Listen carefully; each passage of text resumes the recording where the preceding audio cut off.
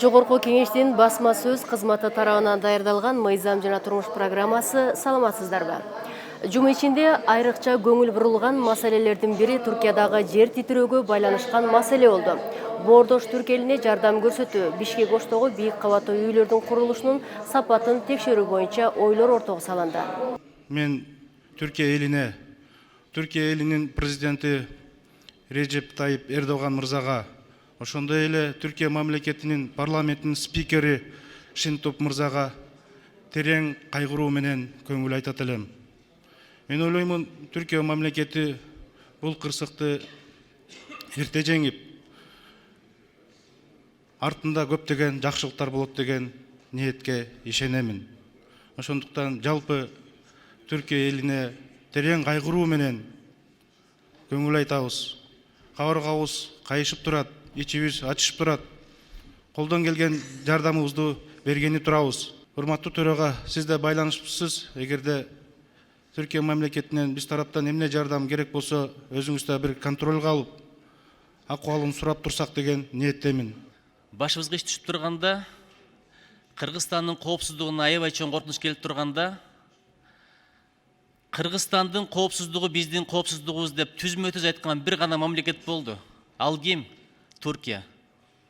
Кечээ Кыргызстандын куткаруучулары барып өтүп аткандагы түрк аялын тартып алып ыйлап атканын көрдүңүздөр. Ошону уюштурган өкмөткө чоң рахмат, оперативдүү чара көргөн. Бирок дагы бирдекени айтып коем, бүт дүнө жардам берип атат.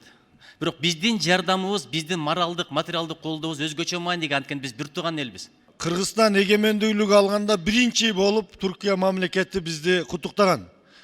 Биздин Баткенге кол салганда сырткы күчтөрдөн, ошолордо фуралар менен бизге жардамдар жөнөтүшкөн. Биз да бүгүн боордошторубуздун ушул жер көчкүдө калганына жүрөгүбүз сыздап турат.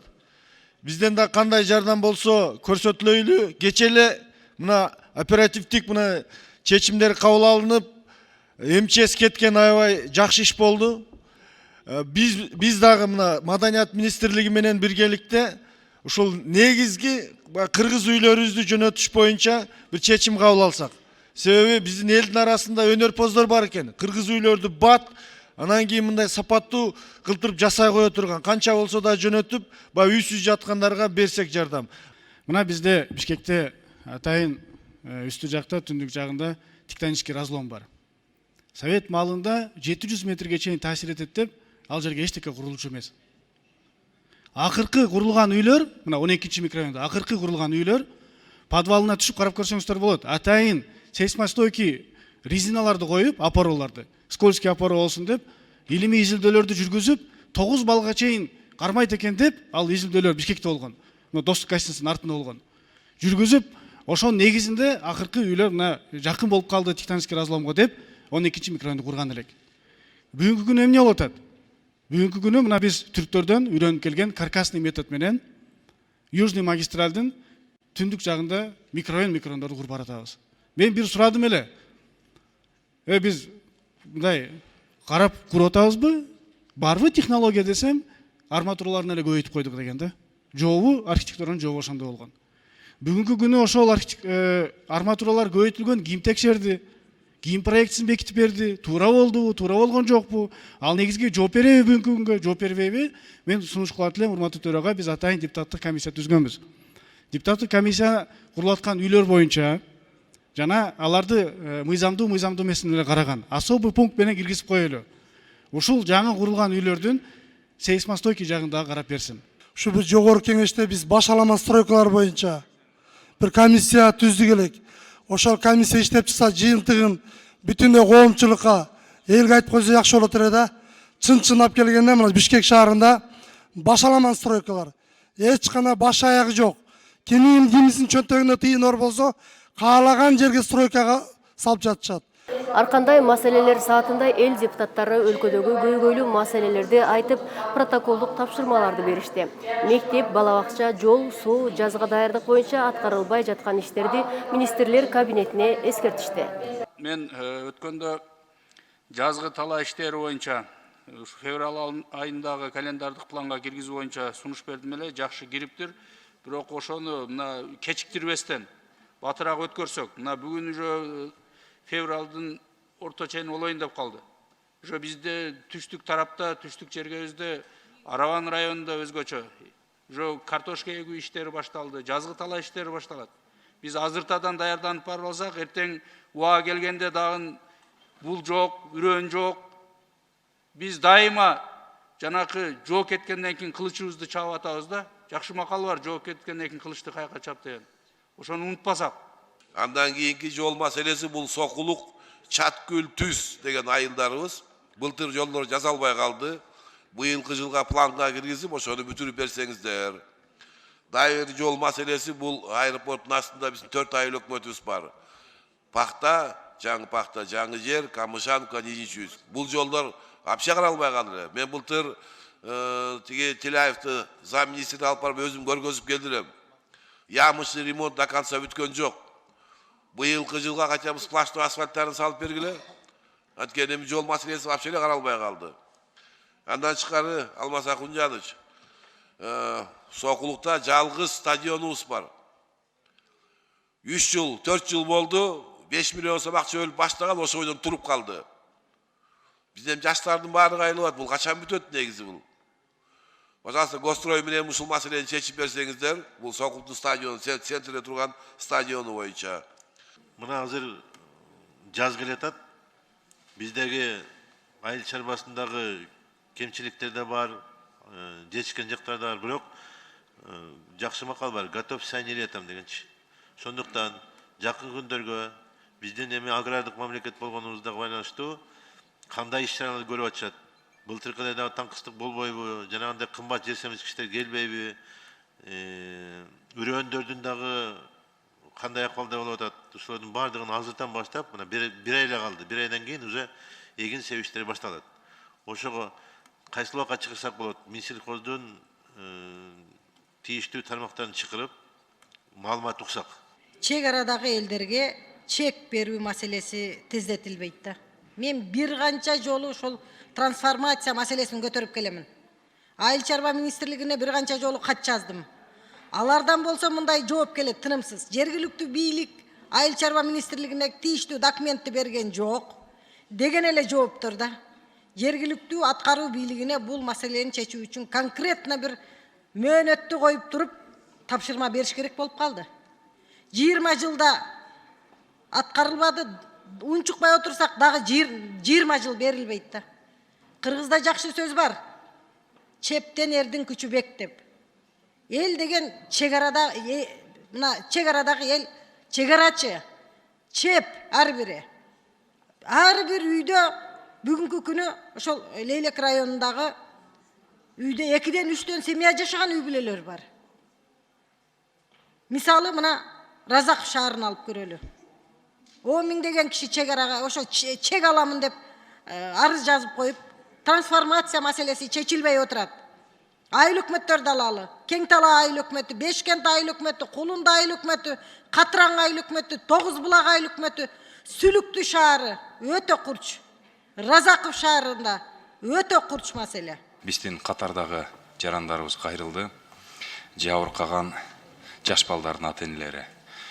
Бүгүнкү күндө ушул өзгөчө Бишкекте, Борбордо жаш балдарыбыз бангизат, наркотический средства менен көп алектенет экен мектеп окуучулары. Аптекаларда атайын дарылар сатылат экен. Алардын багыты дарылар башка ооруларга жумшалат. Бирок кайсы бир деңгээлде ошолорду колдонсо жаш балдар жанагы бангизаттын таасиринде эле болот экен. Эми мен ал дарылардын аталышын айтпай эле коеюн. 7-8 түрдө. Биздин көп аптекалар тилекке каршы ошол дарыларды рецепти жок эле мектеп окуучуларына сатат экен. Болгондо дагы кечки убакытта ошол дарылардын баазын кымбаттатып сатат экен. Ушуну көзөмөлгө албаса, жакын арада келечекти түзө турган жаш балдарыбыз өтө оор акыбалда турат. Жаштардын маселесин унутуп калып атабыз да. Бүгүнкү күндө жаш балдарга, жаш муундарга жакшы көңүл бурулбай жатат. Мына биз жаш кезинен жакшы тарбиялап өстүрсөк, ошол балдар келечекте бизге жакшы мамлекет үчүн иштеп берет да. Жаштар биздин келечегибиз деп коебуз, бирок акыркы мезгилде ар бир үй бүлө ата энеде, мамлекетте проблема көп болуп эле жаштарга биз жакшы багыт көрсөтө албай жатабыз да. Ошондуктан менин сунушум, урматтуу Алмазбек Акунжанович, мына орто окуу жайларда, мектептерде, жогорку окуу жайларда жаштарга абдан жакшы кошумча сырткары да сабактарды өтүшүбүз керек. Буларды мына эффективдүү психологиялык жактан жана социалдык жактан жардам беришибиз керек. Спортко тартышыбыз керек. Эгерде жаш бала мектептен спортту сүйсө, ал эч кандай жаман жолго барбайт. Бүгүн бардыгыбызды курчтурган маселе менен кайрылат элем. Коомду жана өзгөчө өсүп келе жаткан муунду идеологиялык руханий жактан тарбиялоо, ошондой эле кыргыз тилинин макамын жогорулатуу коомчулуктун күч көйгөйү боюнча калып келүүдө. Ушул жерде мен ошондой сунуш берип атам, ар бир билим берүү мекемесинде идеологиялык тарбиялоо сабактарын киргизүү зарыл. Билим берүү тармагы боюнча да мугалимдерге маян акысы көтөрүлдү. Баарыбыз билебиз аны, чоң рахмат. Жакшы көтөрүлдү деп баары сүйүнүп атышат, ыраазычылыктарын билдирип атышат, бирок ошо менен эле бирге биздин директорлордун жана алардын завучтардын орун басарларынын маян акысы көтөрүлбөй калыптыр да. Анан алар ошол боюнча бизден сурап атышат, эмне үчүн бизге көтөрүлбөй калды деп. Бирок ушул айдын 3-февралында билим берүү министрлиги тарабынан өкмөткө тийиштүү каттар жиберилиптир. Ошол тийиштүү каттардын жиберилген боюнча жана эмне үчүн көтөрүлбөй жаткандыгы боюнча мага кат жүзүндө жооп берип коюштарын суранат элем.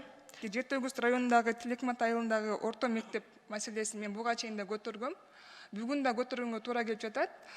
Айтып кетсек, бул мектепте 518 бала билим алат бүгүнкү күндө. 3 кабаттуу мектеп электр энергиясы менен жылытылып, анан жыл сайын электр энергиясынын лимити азайткан сайын бул мектепти жылытыш өтө оор болуп келатат да. Анан Алмазбек Акунжанович, биздин ошо бир суранычыбыз, бул мектепти көмүр менен жылыткан система өткөрүп берсеңиздер деп. Ош шаарында көйгөйлүү маселелер. Өзүңөр билесиңер, Ош шаарынын бюджети менен бүтпөгөн кээ бир чоң иштер бар да. Ошол эле өзүңөргө белгилүү болгондой, Ош шаарына караштуу жолдордун 50%-дан жогоркусу шагал жол деп эсептелинет да ушул күндө. Асфальт боло элек. 50%-га жетпеген гана жолу асфальт болгон Ош шаарында. Биздин экинчи борбор шаар деп айтабыз. Жолдорубуз акыбалы ушул. Жана ошондой эле Ош шаарына караштуу мектептер. 10дон ашык мектеп 60-70% бүткөн, ушул күнгө чейин акчасы которулбай турат. Жана ошондой эле Ош шаарында бала бакча 60%-га жакын бала бакча жетишпейт. Мен көтөрүп келген бүгүнгө чейин бул маселени жана ошондой эле кат жүзүнө дагы жөнөткөнмүн. Ушуну аягына чейин карап, 2023 жылга киргизип койсок. Абдан жакшы кызмат кылып берди ошол техникаларчы. Эми азыркы мезгилде лизингке трактор алайлы десе бул абдан кымбат, 1 айлык пайызы 6-9% экен. Ошондуктан бүгүнкү күндө массалык түрдө айыл чарба техникасын жаңылоо муктаждык келип жетти. Я вот неоднократно поднимал вопрос касательно здания в Исыкульской области судебной медицинской экспертизы. Я к вам обращался отсюда, но сдвигов никаких нет. На самом деле мы дождемся, что здание рухнет и окажутся какие-то жертвы, и потом мы будем предпринимать какие-то меры. Я вам сейчас бумагу в письменном виде тоже дам. Алмаз Акунжанович, вопрос уже поднимаю 3-й раз. Либо нас не слышат, либо не передаются сообщения. Поэтому примите меры касаемо этого вопроса. Ош шаарынын Жапалак айылдык аймагынын башкармалыгына караштуу Төлөкөн айылынын жолун Мамытов атындагы көчөсү боюнча элдердин кайрылуусу мындай да. Күн жылыганда Төлөкөн айылында автоунаалардын агымы көбөйөт. Ошол учурда кооптуу абал көп жаратат. Себеби мектеп окуучулардын айрыкча. Анан көп жылдан бери асфальт мындайча айтканда оңдой иштери жүргөн эмес. ошол жерге суранат элем, бир транспорт министрлиги бир көзөмөлгө алып ошол жерде колдон келсе барып бир асфальт төшөө жана оңдоо иштерин жүргүзүп берсе депчи, ушуга бир тапшырма берип койсоңуз транспорт министрлигине. Бүгүн мага кайрылган жарандардын ичинде эң көп кайрылгандар бул майыптык боюнча кырдаалга медициналык социалдык экспертиза кызматынын ишмердигине нааразы болгон жарандар өтө көп кайрылып жатат. 3 областтын ушу жүрөгүнөн кардиологиялык бөлүктөрдүн бардыгын бириктирип, Кара Суу, Ош областынын Кара Суу районуна чегерип койгон. Кара Суу районунда кардиологиялык бөлүм ачылган Исээктин. Бирок мурда бардык жерлердеги райондордо өздөрүнүн кардиологиялык бөлүмдөрү болгон эле. Ошолордун бардыгын бириктирип туруп, кайсы токтомдун негизинде, кайсы мыйзам менен, кайсы эмне негизде Кара Сууга өзүнчө отдельный бөлүм ачып койду да. Мына ошолордун кайрылуусу ошол жер кардиологиялык бөлүмдөрдү Кара Сууга топтобостон жерлерге кайра кайтарып берүү маселесин коюп атат. Бизде дагы вот азыр хаотичный застройка боюнча Бишкек шаарындагы биздин комиссиябыз иштеп атат. Бирок дагы айта кетчү нерсе бар да. Киргизия бир жан конушун бүт барыбыз билебиз. Анан восточная 10 и восточная 12де 30 сотканы жалаң эле турак жай үйлөр, 1-2 этажлы үйлөр турган жерде азыр 2 үйдү бузуп туруп, забор коюп туруп, 8 этаж чоң кабаттуу үйдү салайын деп атат. Киргизияда так суу менен маселе бар, жылуулук менен маселеси бар да. Анан бүт структуралар аларга апу иту берип атышат да. Ошону биз азыр дайыма эле көтөрүп атабыз. Урматтуу Сардан Кожоевич да көтөрүп атат. Смог боюнча маселе болуп атат. Анан азыр биз курулуш компаниялар, мен курулуш компанияларга, вообще курулуш тармакка мен каршы эмесмин. Бирок аларга дагы талаптарды коюш керекпиз да, сөзсүз. 2021-жылдын 3-майында Бишкек шаарында Нокат шаарынын ичүүчү суу системаларын реабилитациялоо жана саркынды суулардын системасын куруу деген долбоордун түзүлгөн экен Европа реконструкциялоо жана өнүктүрүү банкы менен. 2021-жылдын 15-ноябрында мыйзамы менен ратификацияланган дейт. Бул акча каражаттар уже бөлүнүп, иш баштоого бир чоң тоскоолдук болуп жатат экен. Азыркы учурда борбордук долбоорду ишке ашыруу тобу түзүлгөн эмес дейт. Мен бул суроону бир нече жолу комитетте да көтөргөмүн. Сизден суранат элем, ушул тиешелүү органга тапшырма берип, көзөмөлгө алып коесуз, себеби бул кредиттик акча каражаттарына 0,5% штраф төлөөгө мажбур болот экен. Ушул жерде отурган депутаттардын бардыгы ушул мамлекеттин аймагында болуп жаткан маселелерди көтөрүп жатабыз. Ушул жерден ар дайым маселелер айтылып келет. Бирок ошонун аткарылышы, канчалык деңгээлде аткарылышы, кайсы тармак, кайсы багытта, кайсы жетекчи аткарылып жатканды боюнча мен сунуш кылат элем. Акылбек Үсөнбековичке жылдын аягында ушул жерден мен вопрос көтөргөндө өзү айтты эле, ушул жылдын жыйынтыгы менен толук кандуу ар тараптуу маселелер, ошол эле жетекчилердин маселелери, аткаруучулук тартип боюнча маселелерди, мына ошол эле биздин жогорку кеңештен 30дан ашык токтомдор кабыл алынган токтомдордун аткарылыштары боюнча жалпы бир өкмөттүк күн кылабызбы, же ар бир министрликтердин жылы жыйынтыгы менен иш аракеттери кылган аракеттерин маалыматын угабызбы, ушуну сунуш кылат элем. Себеби ошонун алкагында көптөгөн маселелер көтөрүлүп, бирок бүгүнкү күнгө чейин жообу берилбеген маселелер бар. Себеби биз ошол көтөрүлгөн маселелердин жообун элге кайтарууда толук кандуу маалымат алып берсек деген деп айтат элем. Бүгүнкү чыгарылыштан мыйзам жана турмуш программасы болду. Аны мен Миргүл Эшбаев алып бардым. Берүүнүн максаты эл өкүлдөрүнүн иш аракеттерин чагылдыруу жана жазылган мыйзамдардын маани маңызын ачып берүү болуп эсептелет. Берүүнү толугу менен жогорку кеңештин YouTube баракчасынан да көрсөңүздөр болот. Кайрадан эфир аркылуу амандашканча саламатта калыңыздар.